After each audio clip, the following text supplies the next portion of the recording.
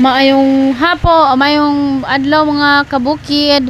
So for today's video di kay nagkuyog mi sa kumbana na ngumpay mo ni adi in my life sa kumbana mangumpay igmata magmainit dayon mangumpay mo ni gahapon yung agi gitudlingan guys.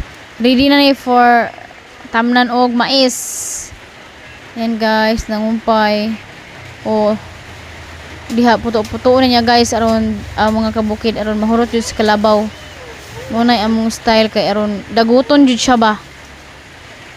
Ang napier putuon na siya na mga kabukid muna among kalabaw. Bag-ong gilutasan. Proceed na po ni siya sa kumpay sa kanding. Ano kung bibig agpas. Halina! Yang papa. Nami talungan gamay liha Yan, para na po ni sa among kanding na ito sa lagkaw sa among silingan. Dara po anan. Guys, yan. So mga kabukid mo gini among trabaho diri balik-balik ra mo ni anak sa among kanding tulo ka buok triplets. Yan, gagmay kaayo kay tulo man gud ka buok No, mo ni siya.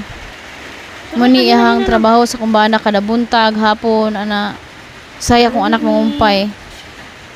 Yan, bitayon gina siya makabukid kay kung ana sa yuta god. Bitayon gina guys. Di hutdo niya takan mo na siyang kalangan bitayon ang mahabilin buko na lang. Trunks na lang mga sangan na lang mabilin Yan, payag taw ni sa musilingan among gibutangan ra. Yan.